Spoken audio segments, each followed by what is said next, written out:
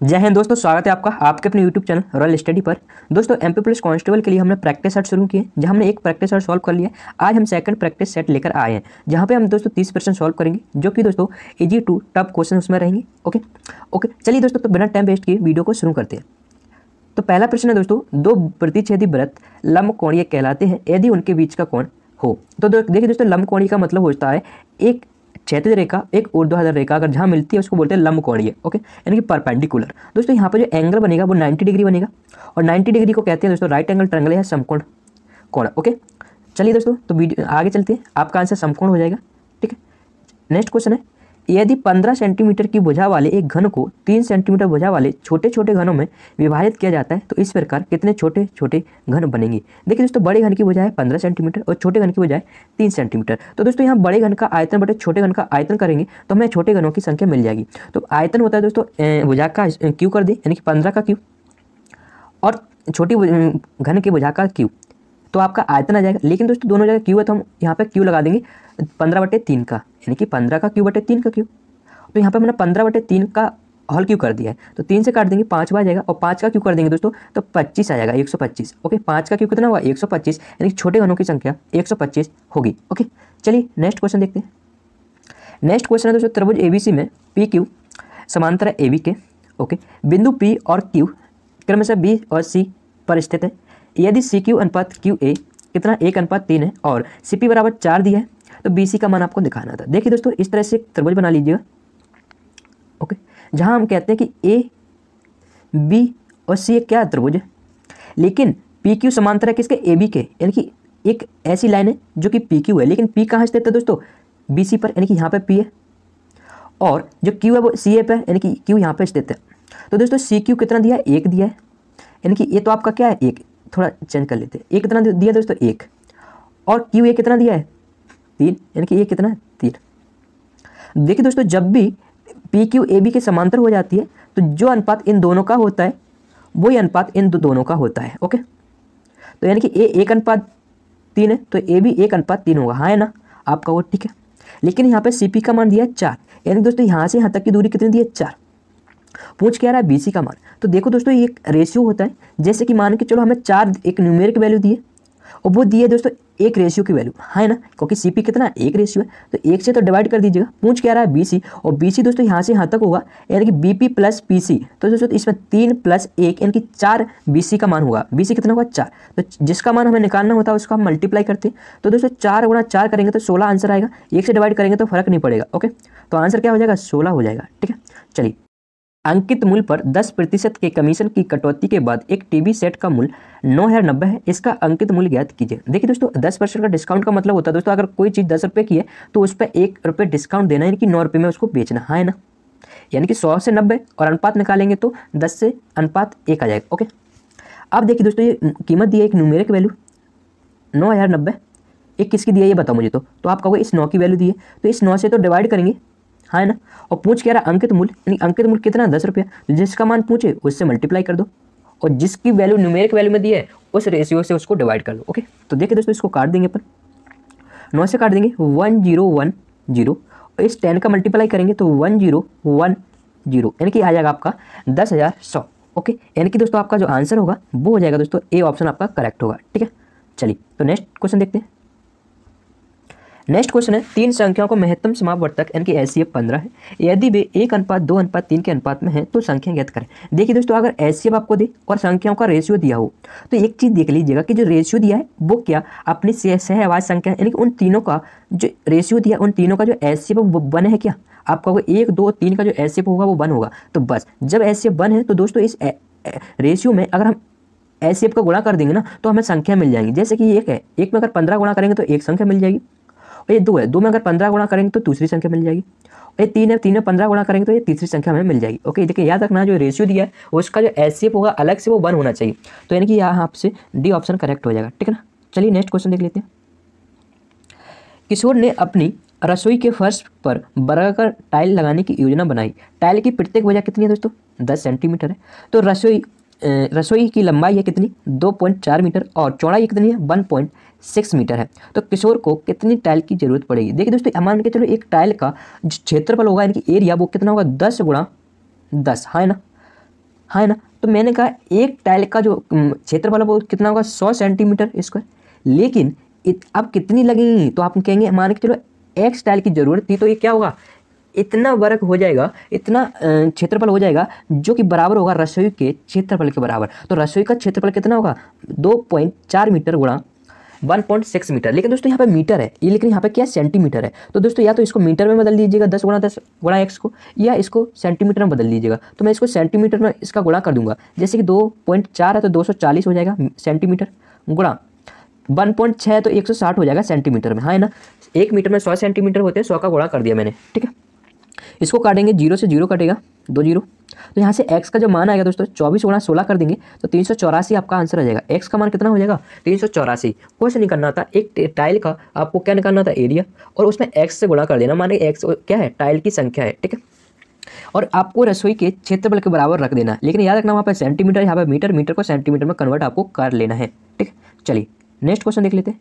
Next question है, दो संख्याओं का अनुपात दिया 3:4 और उनका लघुत्तम समावर्त है कितना 180 है। तो दोनों संख्या में से सबसे बड़ी संख्या ज्ञात कीजिएगा। देखिए दोस्तों, जब भी इस तरह से रेशियो दे और एल से मिल जाए आपको, तो देखिएगा सबसे पहले संख्या मान के चलो 3x और कितनी है 4x, तो इसका एलसीएम कितना होगा मुझे ये बताइएगा। तो देखो दोस्तों, दोनों में जो कॉमन है x और x, तो x लिख लीजिएगा और बाद बाकी का जो बचे उसको लिख लो, जैसे कि 3 और 4 है ना। तो ये आपका एलसीएम हो जाएगा और जो कि 180 के बराबर होगा, है ना। ठीक है, 4 × 12 से काटेंगे तो आएगा 15, यानी कि जो x का मान है वो कितना है 15 है। पूछ क्या रहा है सबसे बड़ी संख्या, और सबसे बड़ी संख्या कितनी है 4x, x का मान 15 रख देंगे तो 4 × 15 कितना हो जाएगा 60।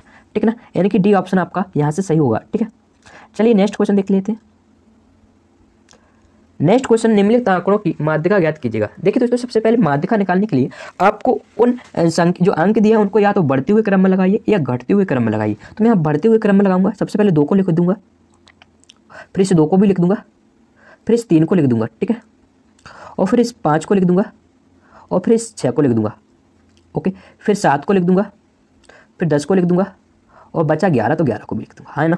बस, और माध्यिका निकालना है। तो माध्यिका दोस्तों आपको एक बीच में एक नंबर देखना है कि बीच में कौन बैठा है। घटते हुए क्रम में बढ़ते हुए क्रम में लगाने के बाद बीच की संख्या देखनी है। तो देखो दोस्तों, 4 तो इधर से हटा दी और 4 इधर से घटा दी, सॉरी 1 मिनट, सबको ले लिया क्या, कोई बचा तो नहीं है, एक बार फिर से देख लीजिएगा। हाँ ठीक है, हाँ 9 बच गया है। क्या बच गया 9, तो 9 आपका यहाँ पे होगा। ठीक है, तो इस तरह से 4 इधर से घटाओ, 4 इधर से हटाओ, तो बीच में कौन सी संख्या मिलेगी आपको 6। तो दोस्तों 6 ही आपका क्या होगा माध्यिका होगी। ठीक है, तो बी ऑप्शन करेक्ट होगा। मान के लो अगर बीच में 2 संख्या मिल जाती, जैसे कि मान के लो कोई एक संख्या और मिल जाती, तो भाई दोनों के बीच में देख लेते कैसे, दोनों को जोड़ के 2 से डिवाइड कर देते, वही माध्यिका हो जाती। ठीक है, चलिए नेक्स्ट क्वेश्चन देख लेते हैं।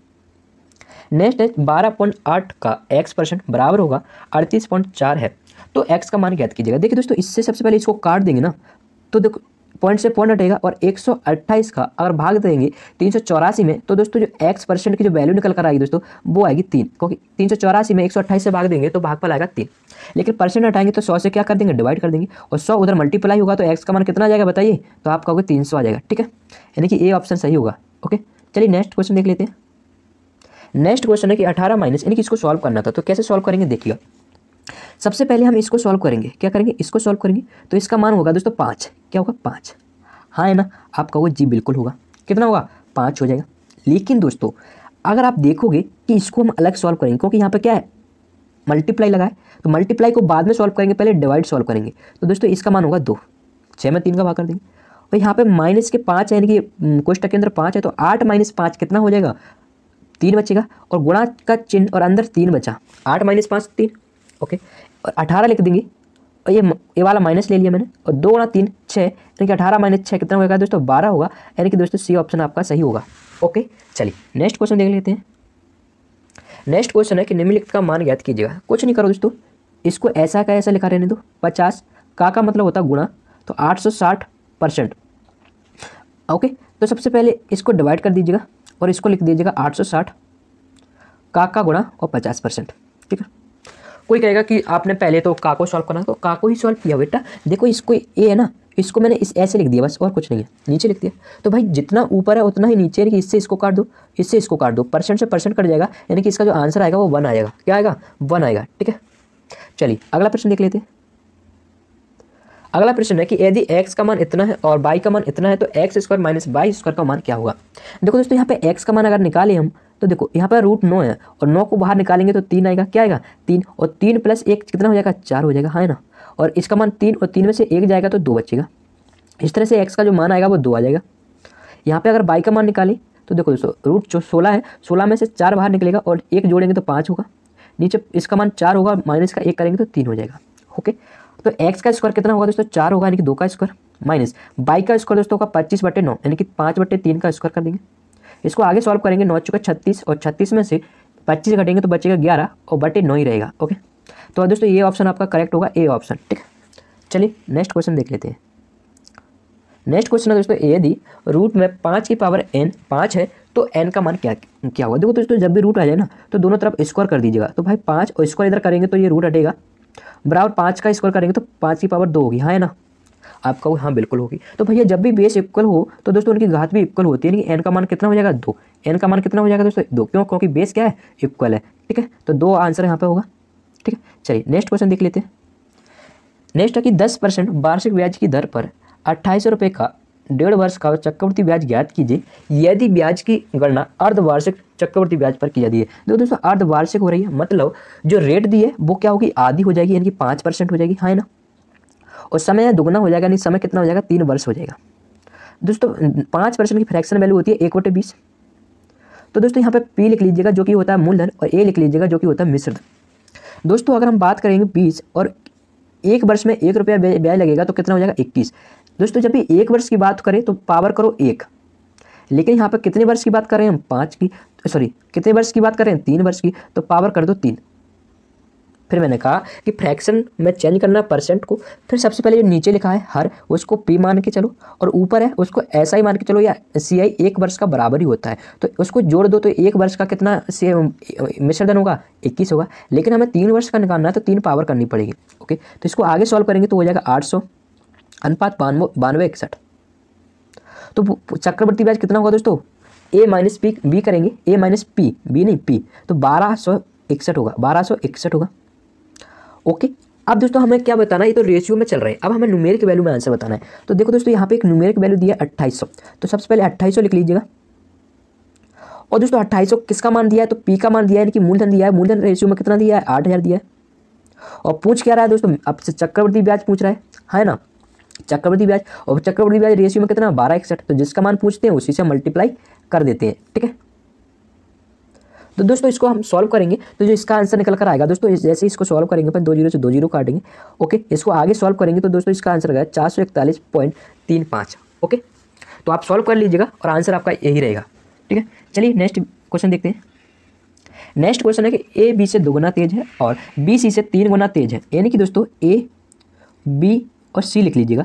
B है C से 3 गुना, यानी कि अगर C की 1 किलोमीटर प्रति आवर है तो B कितना होगा? 3 गुना, यानी कि 3 किलोमीटर प्रति आवर होगा। लेकिन A B से 2 गुना है, मतलब 6 किलोमीटर पर आवर होगा, है ना। आपका कोई हाँ ओके, लेकिन वो क्या कह रहा है कि 24 मिनट में C द्वारा तय की गई दूरी A द्वारा कितने मिनटों में तय की जाएगी। देखिए दोस्तों जब दूरी निकालते हैं तो S गुणा T करते हैं, हाँ है ना, बताइए। ठीक है, तो भाई दूरी निकालने के लिए S कितना है? C का 1 है और T कितना है? 54 है ना। अब दूरी निकल आई, लेकिन हमें अगर समय चाहिए तो भाई दूरी में स्पीड का डिवाइड करेंगे कि नहीं करेंगे? और स्पीड A की कितनी है? 6। भाई अनुपात अपने स्पीड का क्या माना है? 6:3:1। तो स्पीड अगर C की 1 है तो A की कितनी होगी? 6 होगी। तो 6 से इसको काट देंगे तो 9 मिनट आपका आंसर आएगा। कितना आएगा दोस्तों? 9 मिनट। ओके, यानी कि B ऑप्शन आपका सही होगा। ठीक है, आगे चलते हैं। अगला प्रश्न है कि 2 कुर्सियों और 1 मेज का मूल्य 880 है, जबकि 1 कुर्सी और 2 मेज का मूल्य 980 है। प्रत्येक का मूल्य ज्ञात कीजिए। देखिए दोस्तों 2 कुर्सी प्लस 1 मेज का मूल्य कितना दिया दोस्तों? 880 है। और 1 कुर्सी प्लस 2 मेज का जो मूल्य है वो कितना दिया दोस्तों? 980।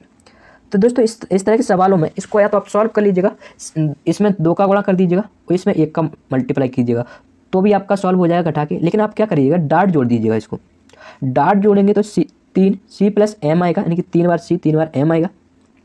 C यहाँ पर चेयर है और M फोर मेज है। ओके, तो इस तरह से इसको जोड़ देंगे 880 और 980 को, तो आ जाएगा कितना? 1860। लेकिन C प्लस M चाहिए तो हम क्या कर देंगे? 3 से डिवाइड कर देंगे तो 6 और 2 यानी कि 620 आ जाएगा, हाँ ना। चलो अब देखिए दोस्तों, अगर हमें C, अब इतना कर लीजिएगा। अब देखो अगर मुझे C का मान चाहिए तो भैया ये देखो इसको और इसको देखो, अगर इन दोनों को देखोगे तो इसको अगर मैं कह दूं एक समीकरण और इसको देखूं दो समीकरण, तो भाई एक समीकरण में से दूसरे समीकरण को अगर घटा देंगे तो सी का मान मिल जाएगा, हाँ है ना। तो बस क्या कर दीजिएगा, इनको घटा दीजिएगा, तो आंसर आ जाएगा दोस्तों 260। कितना आ जाएगा, सी का मान आएगा 260। फिर मैंने क्या कहा, आपने देखा क्या, देखो यहाँ पे सी है और 2c है, 2c में से c घटाएंगे तो c बचेगा। यहाँ पे m है, 1 m, यहाँ पे कितना है 1 m, तो भाई m से m कटेगा क्योंकि घटा रहे हैं। तो 880 में से 620 घटाएंगे तो 260 आएगा, और 260 दोस्तों ऑप्शन ओनली डी में है। ओके, अगर आप चाहते कि हमें m का मान निकालिएगा तो भाई समीकरण अगर मैं इसको 3 कह दूँ तो समीकरण 3 में से समीकरण 2 को घटा दीजिएगा तो m का मान आ जाएगा दोस्तों 980 माइनस, यानी कि इसमें से इसको घटा दीजिएगा तो आ जाएगा दोस्तों 360। कितना आ जाएगा 360। ओके, फिर एक बार समझिएगा, दोनों को जोड़ना है, जोड़ने के बाद इसमें से एक बार इसको घटाना है, एक बार इसमें से घटाना है, तो m और c का मान आपको मिल जाएगा। ठीक है, चलिए आगे चलते हैं। अगला प्रश्न है कि साइन 420 डिग्री का मान बताइएगा। देखो दोस्तों 420 डिग्री को सबसे पहले तोड़ेंगे तो साइन 360 प्लस 60 लिख सकते हैं कि नहीं लिख सकते, बताओ आपका वो जी ठीक है। तो दोस्तों जब भी एंगल हम 360 पर तोड़े या 180 पर, तो जो एंगल होता है यानी कि जो आपका त्रिकोणमितीय फलन होता है वो चेंज नहीं होता, यानी कि साइन का साइन ही रहेगा, है ना, साइन 60 डिग्री। लेकिन अगर माइनस प्लस की बात करें तो दोस्तों क्वाड्रेंट में चलते हैं, इसमें सभी पॉजिटिव होते हैं।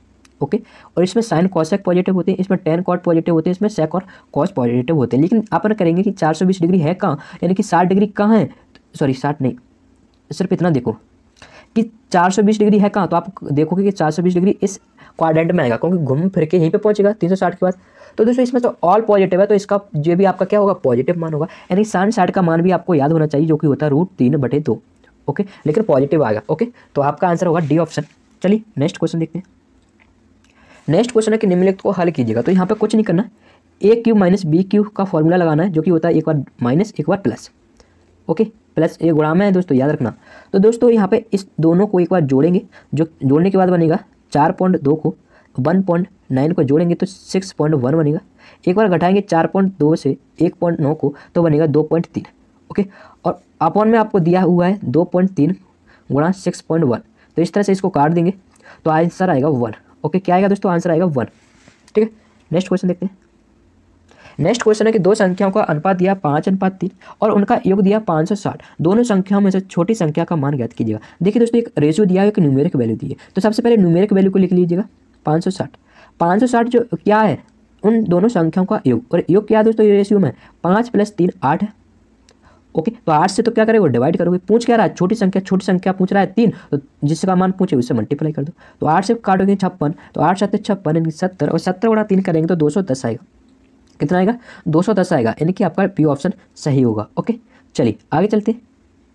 अगला प्रश्न है कि आपको इसका मान निकालना है। देखिए दोस्तों 2401 जो वर्ग होता है वो होता है दोस्तों 49 का, और अंदर दिया है 176 प्लस 49, इसको आगे जोड़ेंगे तो बनेगा 215, और 215 दोस्तों 15 का वर्ग होता है, यानी कि वर्गमूल करेंगे 225 का तो 15 आपका आएगा, यानी कि सी ऑप्शन सही होगा। ठीक है, आगे चलते हैं। आगे देखेंगे कि यदि 0.75 अनुपात x समानुपात 5:8 है तो x का मान ज्ञात कीजिएगा। देखो दोस्तों इसको अपन देखेंगे तो इस 0.75 का मतलब होता है 3/4, और x नीचे रही है अपने आप। ओके, अनुपात का मतलब होता है बट्टा, और समानुपात का मतलब होता है बराबर। तो 5/8 समानुपात की जगह मैंने क्या लगा दिया, बराबर लगा दिया, और अनुपात की जगह बट्टा ही होता है। ठीक है, तो 4 से काटेंगे 2 बार होगा।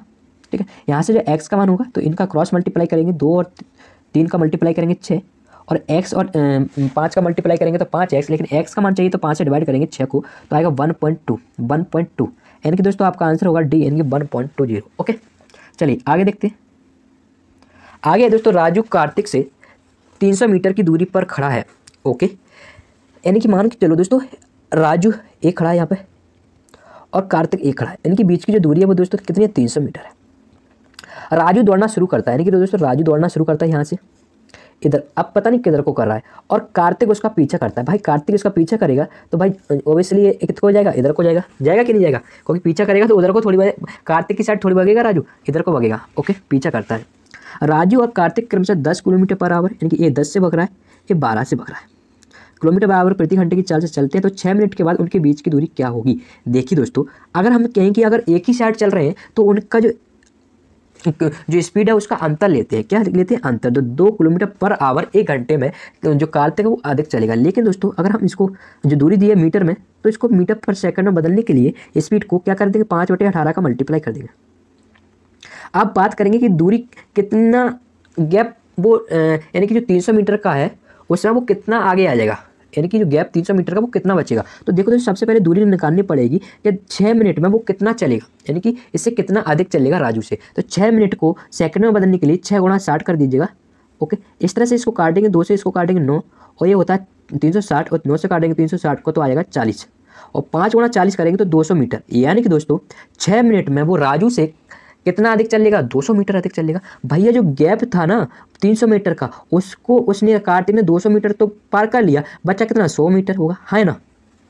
फिर सुनिएगा 200 मीटर अगर मान के चलो यहाँ पे आ गया, मतलब इधर मिलेगा कहीं पे, फिर मान के चलो यहाँ पे 200 मीटर उसने चल लिया तो इधर कितना बचेगा, 100 बचेगा। ओके, तो आपका आंसर होगा ए ऑप्शन। ठीक है, मान के चलो यहाँ पे नहीं मिलेगा, इधर मिलेगा इधर, लेकिन भाई इधर थोड़ी चला जाऊँगा मैं, फिर आपको दिखेगा नहीं। चलो नेक्स्ट क्वेश्चन है कि एक आदमी ने एक पंखा खरीदा जिसका अंकित मूल्य 200 था। यदि उसे 30% और 20% की 2 क्रमागत छूट मिली तो उसने पंखे के लिए कितना भुगतान किया, यानी कि छूट देने के बाद उसने कितना भुगतान किया। तो कुछ नहीं करिएगा, सबसे पहले 200 लिख लीजिएगा जो कि अंकित मूल्य किसी वस्तु का। पहले 30% डिस्काउंट दिया तो भाई 70% उसने रुपया दिया होगा, है ना, और 70% की फ्रैक्शन वैल्यू हुई 7/10, है ना। अब जो बचा है उस पर 20% का डिस्काउंट दिया, यानी कि जो बचा है उसका 80% ही उसने भुगतान किया हुआ, और 80% दोस्तों जो फ्रैक्शन वैल्यू होती है वो होती है 4/5। ओके, यानी बचा तो इतना था तो इसका 80% देगा, यानी कि 4/5 देगा, है ना। चलो इससे इसको काटेंगे 50 से काटेंगे 200 को तो 4 आएगा। ओके, और 4 और 4 16 और 16 × 7 कर देंगे तो 112 आएगा। कितना आएगा, 112, यानी कि दोस्तों यहाँ से आंसर हो जाएगा ए ऑप्शन सही होगा। ओके, चलिए आगे चलते हैं। आगे आपको एक सरल करना है, एक आपको कुछ इक्वेशन दी है। ओके चलिए तो इसको सॉल्व करते हैं। सबसे पहले देखिएगा एक कोष्टक ए है आपका, एक कोष्टक ए है, तो इसको सॉल्व करेंगे तो 3 से 2 को घटा देंगे तो बचेगा 1 और 1 का 8 में गुणा करेंगे तो कुछ फर्क नहीं पड़ेगा, है ना, आपका कोई हाँ नहीं पड़ेगा। तो भाई 7 + 8 कितना होगा, 14, कितना होगा 14, और इस 7 से ये गुणा लगाया तो 7 से हम 14 को काट सकते हैं तो आएगा 2, है ना। तो बस 2 का गुणा इस 3 में कर दीजिएगा तो 6 बनेगा और 1 + 6 बनेगा 7। ओके चलो प्लस लगा दीजिएगा जो वाला। अब इसको सॉल्व करेंगे, देखिए दोस्तों इसको सॉल्व करेंगे 1/5 मल्टीप्लाई करेंगे, ये भाग कर रहे हैं तो पलट के मल्टीप्लाई कर देंगे 25/7 से। ओके, ये माइनस लगा है, माइनस कर दीजिएगा इसको। देखो दोस्तों ये 3/7 है, ये 14 है, तो भैया इसमें अंश बाहर में 2 का मल्टीप्लाई करेंगे तो 6/14 होगा कि नहीं होगा। तो इसका एलसीएम लेने में हमें आसानी होगी। 14 हमने क्या ले लिया, एलसीएम ले लिया, और ऊपर देखेंगे 6 + 4 को जोड़ देंगे, वो बीच में प्लस लगाए तो 10 बन जाएगा, है ना आपको जी। ठीक है, तो 5 से इसको काटेंगे कितना बनेगा, तो 5 से काट देंगे 5, तो जो नई स्टेप बनेगी वो बनेगी 7 + 1 बनेगा 5/7, और 5/7 को मैं 2 से मल्टीप्लाई अंश बाहर में करूँगा तो 10/14 लिख सकता हूँ, क्या नहीं बताओ, आपका हाँ लिख सकता हूँ। ठीक है, और माइनस का ये 10/14 है, तो भैया ये प्लस के 10/14 माइनस के 10/14 कटेगा कि नहीं कटेगा, आपका भी हाँ। देखो इसको भी हम 5/7 बना सकते हैं, ऐसा थोड़ी है, फिर यहाँ पर मल्टीप्लाई नहीं करेंगे, ये भी अपना 5/7 है, ये भी अपना 5/7 है। ठीक है, तो 2 में से कोई भी कर लीजिएगा आपको जैसा अच्छा लगे। तो आपका आंसर क्या बचेगा, ओनली 7 बचेगा, क्या बचेगा 7 बचेगा। ओके चलिए आगे चलें। ओके देखिएगा नेक्स्ट क्वेश्चन है कि sin 5π/3 का मान क्या होगा। देखो दोस्तों पाई का मान 180 डिग्री यहाँ पर रखेंगे, sin 5 × 180 डिग्री बटे 3, भाई 3 से काटेंगे 60 होगा, और 60 का 5 में गुणा करेंगे तो sin 300 होगा, है ना। तो देखो दोस्तों इसको करेंगे sin 360 - 60, है ना। तो फिर इस तरह का प्रश्न हमने एक और सॉल्व किया था। तो दोस्तों यहाँ पे 360 पे एंगल चेंज नहीं होगा, यानी कि साइन का साइन ही रहेगा। ओके, और 60, लेकिन याद रखो माइनस आएगा या प्लस। तो देखो दोस्तों जो 300 डिग्री है वो कहाँ होगा, आपको चौथे क्वाड्रेंट में होगा। भाई इसमें सेक और कॉस ही पॉजिटिव होता है और बाकी सब निगेटिव होती है, तो माइनस चिन्ह आ जाएगा माइनस। ओके, तो भाई 360 तो यहाँ पे होता है, लेकिन 300 ही है तो 300 तो इस क्वाड्रेंट में होगा। ओके, तो साइन 60 का मान होता है दोस्तों √3/2, लेकिन दोस्तों आगे क्या लगाया, माइनस लगाए, तो इसमें क्या लग जाएगा दोस्तों, आगे माइनस लग जाएगा, क्योंकि क्या है माइनस। तो ऑप्शन डी आपका सही होगा। ओके आगे चलिए आगे देखिएगा गिरी एक कार्य को 6 दिन में पूरा कर सकती है, अपने दोस्त की मदद से वह उसी कार्य को 4 दिन में पूरा कर सकती है, तो उसका दोस्त अकेले उसी कार्य को कितने दिनों में पूरा कर सकता है। देखिए दोस्तों, सबसे पहले वर्क आपको मानना है। वर्क दोस्तों 6 और 4 का एलसीएम लेना है, जो कि होता है 12। ओके, तो दोस्तों देखिएगा, सबसे पहले देखेंगे कि भाई गिरी जो थी वो कितना काम कर रही थी एक दिन में। तो इफिशियंसी निकालने के लिए क्या करोगे, वर्क में टाइम से डिवाइड कर दोगे। ओके, तो वर्क 12 था और गिरी 6 दिन में कर रही थी, तो 12/6 करेंगे तो इफिशियंसी आ जाएगी 2।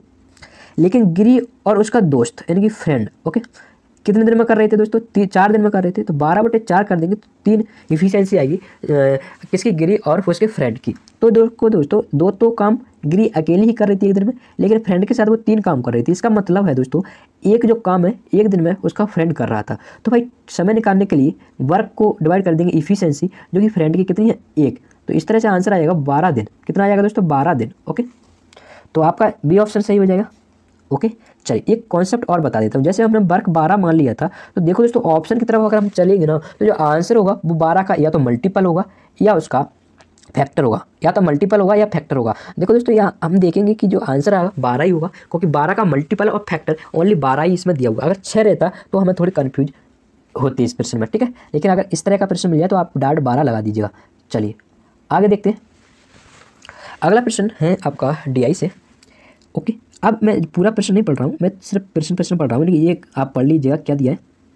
2013 से 2017 तक कंपनी जेड में हत्तेदार कुर्सियों के उत्पादन में कितनी प्रतिशत की कमी हुई है। भाई किसकी बात कर रहे हैं, जेड की। तो जेड देखोगे एक काला वाला जेड बैठा हुआ है। ओके, लेकिन बात करेंगे 2013 की, तो जेड में 2013 कितना था, 50 था, है ना आपको ये, ठीक है। और 2017 में जेड का मान कितना था, तो आप देखोगे 30 था। तो कितने की कटौती हुई, यानी कितने प्रतिशत की कमी हुई, तो आप देखोगे कि भाई 50 से 30 हो गया, यानी कि 20 की कमी हुई। कहाँ से, 50 से, तो 50 से डिवाइड कर दोगे और परसेंट में बदलने के लिए 100 का मल्टीप्लाई करोगे, तो इस तरह से निकल कर आएगा दोस्तों 40%। कितना आएगा दोस्तों, 40%। क्योंकि 50 से इसको काट देंगे और 20 गुणा 2 40%। ओके, तो सी ऑप्शन सही होगा। अगला प्रश्न देखते हैं। अगला प्रश्न है कि उन वर्षों की संख्या जिनमें, मैं इसको पढ़ रहा हूँ, ठीक है, उन वर्षों की संख्या जिनमें लाभ औसत से अधिक था और उन वर्षों की संख्या जिनमें लाभ औसत से कम था का अनुपात क्या थी। देखिए दोस्तों, इसको एक सिंपल भाषा में समझिएगा कि इन 5 वर्षों का एवरेज निकालते हैं, तो ऐसे कितनी वर्ष हैं जिनका जो मान है वो एवरेज से क्या है, अधिक है, उनकी संख्या बटे, यानी कि बटे मतलब अनुपात उनका निकालना है जिनकी संख्या एवरेज से कम है। तो सबसे पहले आपको एवरेज निकालना है। 300, ये 380 दिया है, मैं बोल देता हूँ, ये 290, 310, ये 350। तो एवरेज निकालने के लिए सबसे पहले हम सबको जोड़ेंगे, 5 से डिवाइड कर देंगे, एवरेज निकलाएगा। ठीक है, मैं कैसे निकालूंगा, सबसे पहले मैं एवरेज मान के चलता हूँ 300 है। ओके, एवरेज कितना है, 300 है। लेकिन मैं देखूंगा ये कितना है, 380, मतलब 80 ज़्यादा है तो प्लस लूँगा। ये कितना 290, यानी कि 10 कम है तो मैं माइनस के 10 लिख दूंगा। ये कितना 310, यानी कि प्लस के 10 लिख दूंगा। और ये कितना है 350, यानी कि प्लस के 50 लिख दूंगा। जो एक्स्ट्रा वो प्लस में, जो कम है वो माइनस में, तो प्लस से माइनस चला जाएगा। और 80 + 50 जोड़ेंगे 130, और 130 से को 5 से डिवाइड कर देंगे। एवरेज कितना है, 5 वर्षों का निकालना है, तो 5 से डिवाइड कर देंगे तो आएगा 26। कितना आएगा, 26। भाई तो एवरेज 26 और बढ़ जाएगा, यानी कि एवरेज कितना हो जाएगा दोस्तों, 326, है ना।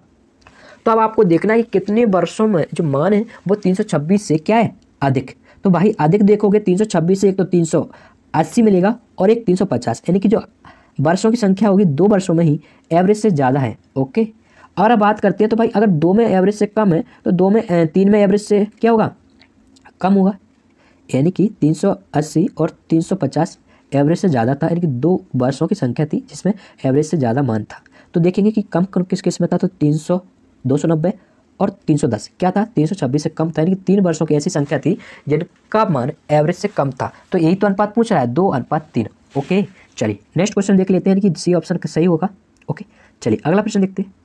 अगला प्रश्न है कि दुकान S2 से हुई दोनों वर्षों की कुल बिक्री दुकान S3 से हुई दोनों वर्षों की कुल बिक्री का लगभग कितना प्रतिशत है। यानी कि S2 में जो बिक्री हो रही है वो S3 में बिक्री का कितना परसेंट है, ये आपको निकालना है। तो भाई S2 में कितनी है, S2 में जोड़ेंगे तो दोस्तों यहाँ पे जो मान दिया मुझे भी क्लियर नहीं दिख रहा है, आप देख लीजिएगा। जैसे कि मान के चलो यहाँ पर मुझे 90 और 85 दिख रहा है, क्या है 90 + 85। ओके, और S3 में कितना है, S3 में जो मान है दोस्तों वो है दोस्तों 75, और मैं दिखा देता हूँ एक बार, 75 और 80 है। तो आप देख लीजिएगा यहाँ पर 90 + 85 और यहाँ पर कितना है 75 + 80। ओके, तो दोनों को जोड़ दीजिएगा, ये बनेगा 5 175 और इन दोनों को जोड़ेगा तो ये बनेगा 5 और ये बनेगा 155। कुछ नहीं करना, आपको पूछना है कि S2 में जो हुआ है कुल बिक्री वो S3 का कितना % है। ओके, तो 175 बटे 155, ये तो फ्रैक्शन बना, परसेंट में बदलने के लिए 100 का मल्टीप्लाई कर दीजिएगा। ओके, तो जैसे इसको 100 में आप मल्टीप्लाई कर देंगे तो आप देखोगे 5 से काट देंगे तो ये बनेगा कितना, 5 के 15। ओके, और बचेगा कितना, 2 और 5 25, और नीचे काटेंगे तो 31। तो आपको लगभग में आंसर आएगा 35,000 अपॉन 31, है ना। तो 31 एकम 31 इस तरह से डिवाइड कर लेना, फिर कितना बचेगा, यहाँ पे 4 और 40 बचेगा, फिर 1 आ जाएगा। तो इस तरह से आप देख सकते हो कि लास्ट शुरुआत के डबल 1 कहाँ है, केवल ए ऑप्शन में है। फिर भी आगे आप सॉल्व कर दीजिएगा, मैं यहाँ पे 3 लिख देता हूँ अपने आप, ठीक है। आप सॉल्व कर लीजिएगा, 3500 में 31 का भाग करिएगा तो जो अप्रोक्स वैल्यू आएगी वो 113% आएगी। ओके, चलिए आगे चलते हैं।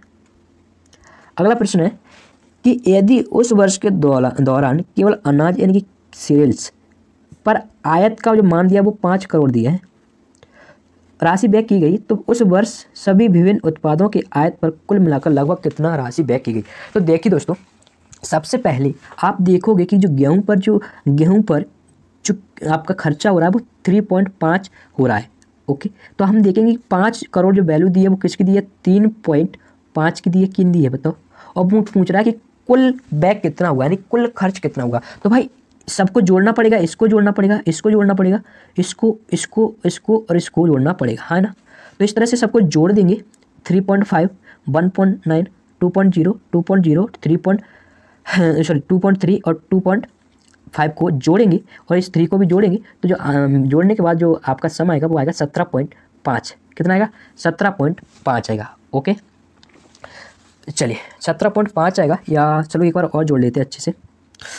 तो 5, 3, 8, 8, 9, 7, 7 और 5, 2, यानी कि यहाँ पे 1 मिनट, यहाँ पे 7 यानी कि 17.2 आएगा, 17.2 आएगा। ओके, तो इस तरह से इस पॉइंट से हम डिवाइड कर देंगे। अब इस पॉइंट से एक पॉइंट हटेगा, 5 से काटेंगे 7 बार जाएगा, और 7 का डिवाइड करेंगे इस 172 में, तो 7 एकम 7, 7 दूनी 14, 3 बचेगा, 32 बन जाएगा, 7 चौके 28, यानी कि 24 पॉइंट कुछ आएगा। तो आप देखोगे कि 24 पॉइंट आपका एक ही दिया है, और तो आपके 21, 18 और 20 है। तो इस तरह से भी हम यहाँ पे भी अप्रॉक्स वैल्यू आपको बतानी है। क्या बतानी है दोस्तों, अप्रॉक्स वैल्यू यहाँ पे अभी आपको बतानी है, ठीक है। तो आंसर क्या होगा इसका, 24.57। आपका वो 57 कैसे लिख दिया भाई, ऑप्शन से देख के मैंने लिख दिया है, ठीक है ना। चलिए तो दोस्तों आगे चलते हैं। चलिए दोस्तों, तो आपके 30% सॉल्व हो चुके हैं। ओके, वीडियो कैसा लगा कमेंट बॉक्स में जरूर बताइएगा। ओके, और दोस्तों अगर आप चैनल पर नए हो तो प्लीज़ चैनल को सब्सक्राइब करें और बेल आइकन को प्रेस कर दें। ओके, तो इसी तरह के वीडियो पाने के लिए हम हमारे साथ जुड़ सकते हैं।